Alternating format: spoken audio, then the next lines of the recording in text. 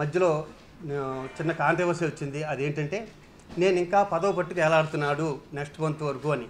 నాకు ఏం అవసరం వచ్చిందండి? ఇదిగో ఇక్కడ ఒక బైలా ఉంటుంది. ఈ బైలా నేను రాయలేదుగా. ఇక్కడ ఉంటుంది చూడండి, ఈ బైలాలో ఉంటుంది చూడండి. అంటే వాళ్ళకి బైలా చదివే ఓపిక కూడా లేదు. కొన్ని మా జీవితకి అయితే కొన్ని ఫస్ట్ టైం వచ్చింది. ఆవిడ జనరల్ సెక్రటరీ కింద, ఆవిడకి అనుభవం లేకపోవచ్చు. మరి సెక్రటరీకి మీకు అనుభవం ఉందిగా, బైలాలో ఉన్న విషయం చెప్పాలిగా. ఇక్కడ ఉందిగా, ఇదిగో మార్చిలో ఎలక్షన్ చేయండి, ఏప్రిల్ ఫస్ట్ వీక్లో మీరు తీసుకోవడానికి క్లియర్గా ఉంది. ఇది మూవీ ఆర్టిస్ట్ స్టేషన్ బైలా, ఇది నేను రాయలేదు ఈ బైలా. మరి దీన్ని మనం ఫాలో అవ్వాలిగా. అంటే లాయర్ కూడా బైలా చదవకుండా నాకు ఫోన్ చేసి, సార్ ఇలా అనుకుంటున్నారంటే చూడండి సార్ 22వ తారీఖున అనుకుంటున్నారు మీరు, కరెక్టే, కానీ మన బైలాలో ఉన్నది అంటే నేను కూడా అదే చేశాను. ప్రెసిడెంట్గా ఉన్నప్పుడు నేను కూడా 25 రోజులు ఆగి ఏప్రిల్ ఫస్ట్ వీక్లో ప్రమాణ స్వీకారం చేసుకున్నాం ద గ్రేట్ తలసాని శ్రీనివాస్ యాదవ్ గారి చేత. ఒకసారి అది చెప్పండి అన్న. అంటే అన్ని రోజులు ఆగాల, ఇన్ని రోజులు పదవి అతనే అనిపిస్తుంది. ఎందుకు అనిపిస్తానండి? నాకు ఏమవసరం? నేను ఇంటికి వెళ్తాను ఆఫీస్కి, నేను ఓడిపోయాక ఆఫీస్కి వెళ్ళవలసిన పని ఉంది. నాకు ఎవరన్నా ఫోన్ చేసి సలహా అడిగితే చెప్తాను, ఎవరన్నా కష్టాల్లో ఉంటే వెళ్తా. అది రాంగ్ అండి. నేను బైలా ప్రకారం చెప్పాను, వాళ్ళు రాంగ్ అర్థం చేసుకున్నారు. ఈలోపే వాళ్ళు ప్రెస్ మీట్ పెట్టేసేది. ప్రెస్ మీట్ పెట్టవలసిన అవసరం ఉంది దాంట్లో? అది జనరల్ బాడీలో మాట్లాడుకోవాలి, ఈసీలో మాట్లాడుకోవాలి. ఇలా అంటున్నారని ఈసీ పెట్టుకోవాలి, మాట్లాడుకోవాలి. ఇది ప్రజలకు తెలియ, అసలు 800 మంది విషయాలు ప్రజలకు తెలియవలసిన విషయం ఏముంది ప్రెస్ మీట్లకి? ఇప్పుడు వాళ్ళు ప్రెస్ మీట్ పెట్టడం వల్ల నేను చెప్పుకోవాల్సింది ఏంటి? నేను ప్రతి ఇంటికి బొట్టు పెట్టి, అమ్మ నా బైలాలో ఎలా ఉంది, నా బైలాలో ఎలా ఉంది, నా బైలాలో ఎలా ఉంది నేను చెప్పుకోలేనుగా. మీ ద్వారానే నేను చెప్పుకోవాలి, ఏమన్నా చెప్పుకుంటే. అది కొంచెం చాలా చాలా బాధ అనిపించింది. అది పదవులు బట్టి ఇంకొక విషయం, మీలో ఎవరైనా సరే నేను చేసిన పదవులు చేయాలంటే ముసలోళ్ళు అయిపోతారు. 20 ఏళ్ళు పడతాయి. నేను ప్రతిదీ ఎక్స్ట్రా ప్రెసిడెంట్ తప్పి ప్రతిదీ 2 సార్లు చేసుకుంటా వచ్చా. ఈసారి కూడా నేను ఉండనని చెప్పాను.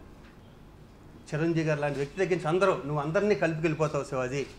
ఎవరికైనా కష్టాల్లో ఉంటే నువ్వు ఉంటావు. శ్రీకాంత్, పరుచూరి వెంకటేశ్వరరావు గారు, ఎస్వి కృష్ణారెడ్డి గారు, మీరు చూసారుగా నా బర్త్డేకి వచ్చినప్పుడు అందరూ ఏం మాట్లాడారు. నేను ఆ రోజు వాళ్ళు మాట్లాడిన దానికి నాకు కలంటి నీళ్ళు కూడా వచ్చినాయి ఆ రోజు. దాన్ని కూడా ఎటకారం చేశారు. అది వాళ్ళ విద్యత్ వదిలేస్తున్నారు. అరుణాచలం అన్న దైవ సన్నిధులు కూడా కొంచెం ఎటకారంగా మాట్లాడారు. అది కూడా వాళ్ళ విద్యత్ వదిలేస్తున్నారు. ఇదా మనం ఆర్టిస్టులు అయి ఉండి మనం జనాలకి చెప్పుకోవాల్సింది. నగ్గాక ఎంత హోందాగా ఉండాలి మన ప్రవర్తన. డెఫినెట్గా వాళ్ళు ఎప్పుడు ఏ అవసరం వచ్చినా సరే నేను వాళ్ళకి అందుబాటులో ఉంటాను. నా కమిటీ అంతా ఇప్పుడు నా కమిటీ నా పేరు మీద నగ్గుండొచ్చేమో, కానీ ఒకటే కమిటీ, దాంట్లో పొరాపచ్చులు ఏమీ లేవు. ఇంకా ఒక్కొక్క విషయానికి వస్తే, మొన్న ఎలక్షన్లో కూడా అమెరికాలో ఏదో అన్యాయం జరిగిపోయింది అంటున్నారు. అరే చిరంజీవి గారు లాంటి వ్యక్తి అధ్యక్షతన దగ్గుబాటి సురేష్ బాబు గారు, కేఎల్ నారాయణ గారు, భరద్వాజ గారు, ఇండస్ట్రీలో ఉన్న పెద్దోళ్ళందరూ ఏం అన్యాయం జరిగిందని కమిటీ వేసి ఆడిటర్స్ని వేసి ఒక నెలలు కుస్తీ పడితే పైసా జరగలేదు. పైగా వేరే ఇంకా 34 లక్షలు అడ్వాన్స్ తీసుకొచ్చి శివాజీరాజా, శ్రీకాంత్ దాంట్లో వేశారని చెప్పాక కూడా ఈ మాట అంటాం చిరంజీవి గారిని అవమానించినట్టు కాదు ఈ మాట అంటాం. మీరు కూడా ఏమాత్రం వీలున్నా ఈ విషయం చిరంజీవి గారిని అడగండి. సార్ మీ అధ్యక్షతన శివాజీరాజా, శ్రీకాంత్ అమెరికా వెళ్ళినప్పుడు ఏమన్నా జరిగిందా అని. ఇప్పుడు గర్వంగా చెప్పుకుంటా, చిరంజీవి గారి ఎల్ఏ నుంచి డాలస్ వరకు ఆయన సొంతంగా చార్టెడ్ ఫ్లైట్లో వచ్చాడు డబ్బు కట్టు.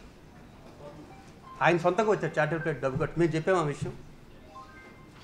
ఇంకా అదిగో ఇది ఈ వంక అయిపోయింది. ఇంకో వంక ఏం పెడతారంటే, ఇదిగో చూసారా అందరినీ బిజినెస్ క్లాస్లో తీసుకెళ్లారు అంటారు. ఫర్ ఎగ్జాంపుల్ సింపుల్గా చెప్తాను వినండి. మమ్మల్ని నాజర్ గారు, విశాలు మలేషియా వాళ్ళ ప్రోగ్రామ్ తీసుకెళ్ళారు, తమిళ్ ప్రోగ్రామ్ తీసుకెళ్ళారు. నేను, నరేష్, పరుచూరి వెంకటేశ్వర గారు బిజినెస్ క్లాస్లోనే వెళ్ళాం. మరి నరేష్కి ఒక అసోసియేషన్ మీద అంత ప్రేమ, డబ్బు ఖర్చు పెట్టకూడదంటే అది మామూలు క్లాస్లో రావచ్చు. ఇది కాకుండా మలేషియాలో పరుచూరి వెంకటేశ్వర గారు, నేను ఒక మామూలు రూములో, ఒక మామూలు డబుల్ బెడ్ రూమ్లో ఉన్నాం, డబుల్ కార్ బెడ్రూమ్లో ఉన్నాం. ఇతను సూట్ రూమ్లో ఉన్నాడు. మరి ఇతనికి డబ్బు ఖర్చు పెట్టకూడదు అసోసియేషన్ ఉన్నప్పుడు నరేష్ మామూలుగా ఉండొచ్చుగా.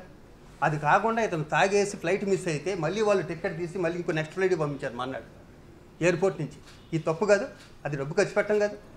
మరి ఈ మధ్యన నువ్వు లండన్ వెళ్తున్నావా షూటింగ్కి, అమెరికా వెళ్ళావా షూటింగ్కి, నువ్వు మామూలు క్లాస్లో వెళ్ళావా, బిజినెస్ క్లాస్లో వెళ్ళావా? అరే ప్రొడ్యూసర్ నష్టపోతున్నాడే, మన మామూలు క్లాస్లో వెళ్ళాలని మంచిదని మీకు ఉండాలి కదా సార్.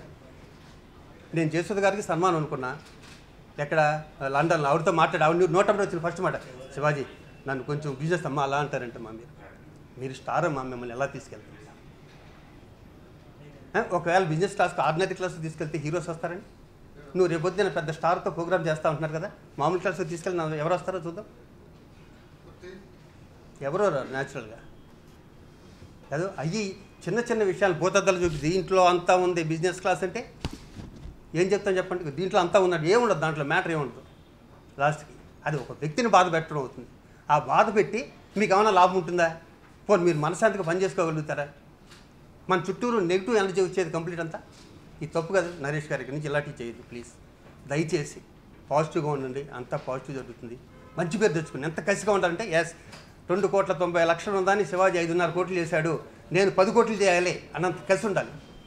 మీలా నాకు 600 కోట్లు మీరు ఎప్పుడు చెప్తారే, అదిగో కదా మన రింగ్ రోడ్లో కూర్చొని అక్కడ కనిపించే అపార్ట్మెంట్స్ అన్నీ నా 600 కోట్లు చేస్తాయని. నాకు నిజంగా అంత 600 కోట్లు ఉంటే నేను 6 కోట్ల మూవీ ఆర్టిస్ట్ స్టేషన్కి ఇచ్చి ఫిలింనగర్లోనే ఒక ఇల్లు కొని నా పేరే పెట్టుకునేవాడిని, నరేష్ మా అని. దానికన్నా తృప్తి ఉంటుందా? ఇప్పుడు చూడండి, చిరంజీవి గారి పేర్లు, డి రామానాయుడు గారి పేర్లు ఎన్ని ఉంటాయా? ఏం పట్టుకెళ్తాం డబ్బులు? ఒక్క పైసా ఈ 2 ఏళ్లలో నరేష్ అన్న వ్యక్తి జనరల్ సెక్రటరీగా ఉండి ఒక్క నయా పైసా అన్నా సరే మూవీ ఆర్టిస్ట్ అని చెప్పి చెప్పండి. మాట్లాడితే మా మదర్ 15,000 ఇస్తారండి. మహా తల్లికి ప్రతి ప్రెస్ మీట్లోనూ కాళ్ళకి దండ పెట్టి చాలా గొప్పవాడని చెప్తూనే ఉంటా. 15,000తో మూవీ ఆర్టిస్ట్ స్టేషన్ నడుస్తుందా?